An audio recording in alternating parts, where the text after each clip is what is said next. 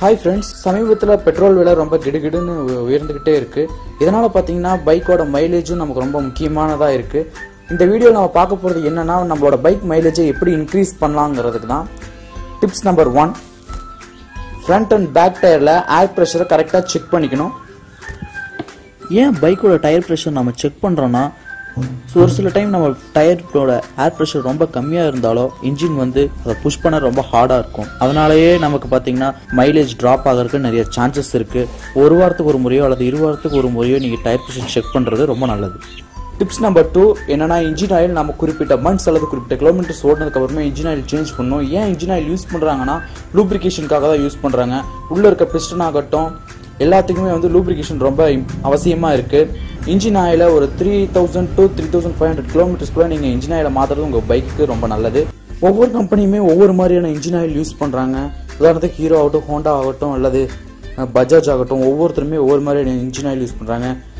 ஒருவேளை மெக்கானிக் சொல்கிறாருன்னு சொல்லி நீங்கள் ஒரு லோ குவாலிட்டி இன்ஜின் ஆயில் கண்டிப்பாக யூஸ் பண்ணக்கூடாது. கண்டிப்பாக இது உங்களோட மைலேஜ் அஃபெக்ட் பண்ணும். அதனால் எப்போவுமே பிராண்டடான இன்ஜின் ஆயில் மட்டுமே யூஸ் பண்ணுங்கள். அடுத்தது பார்த்தீங்கன்னா ஏர் ஃபில்டர். இந்த ஏர் ஃபில்டர் வந்து ரொம்ப முக்கியமானதாக இருக்குது. உங்கள் பைக் சர்வீஸ்க்கு போயிட்டு வரும்போது கண்டிப்பாக நீங்கள் ஏர் ஃபில்டர் அவசியம் செக் பண்ணணும் அல்லது நீங்கள் கேட்டுக்கிறது ரொம்ப நல்லது. ஏர் ஃபில்டரும் மைலேஜுக்கு ரொம்ப முக்கியமான பங்கு இருக்குங்க. கண்டிப்பாக ஏர் ஃபில்டரை நீங்கள் சேஞ்ச் பண்ணணும். அது மட்டும் இல்லாமல் ரெகுலர் சர்வீஸ் கண்டிப்பாக உங்கள் பைக் கொண்டு போய் விடணும். குறிப்பிட்ட மந்த்ஸ் அல்லது குறிப்பிட்ட கிலோமீட்டர்ஸ் ஓடனோடனே ரெகுலர் சர்வீஸ் கொண்டு போய் உங்கள் பைக்கை விடுங்க. உங்கள் பைக்கோட ஸ்பீட் பார்த்தீங்கன்னா 40 to 55 கிலோமீட்டர்ஸ்க்குள்ளே மெயின்டைன் பண்ணுறது ரொம்ப நல்லது. ஏன்னா இதுதான் எக்கானமி லெவல்னு சொல்லுவாங்க. எல்லா பைக்லையுமே பார்த்தீங்கன்னா கொடுத்துருப்பாங்க 40 to 55. உங்களோட ஸ்ப்ளெண்டர் எடுத்திங்கன்னா 40 to 55 அந்த கிலோமீட்டர்ஸ் தான் வச்சு கரெக்டாக எக்கானமின்னு கொடுத்துருப்பாங்க. அந்த ஸ்பீடை மெயின்டைன் பண்ணால் கண்டிப்பாக அதோட மைலேஜ் வந்து இன்க்ரீஸ் ஆகும்.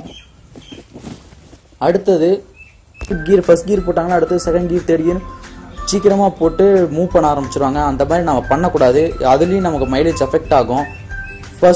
ஃபர்ஸ்ட் கியர் போடணும், அப்புறம் செகண்ட் கியர், கொஞ்சம் கேப் விட்டு தேர்ட், அப்புறம் ஃபோர்த். இந்த மாதிரி போட்டோம்னா நம்மளோட மைலேஜுக்கு கண்டிப்பாக அதிகமாக கிடைக்குமே தவிர கம்மியாகாது. இந்த வீடியோ உங்களுக்கு பிடிச்சிருந்தா லைக் பண்ணுங்கள், கமெண்ட் பண்ணுங்கள், ஷேர் பண்ணுங்கள். இந்த மாதிரியான பைக் வீடியோஸ் பார்க்க கண்டிப்பாக என்னோட சேனலை சப்ஸ்கிரைப் பண்ணுங்கள்.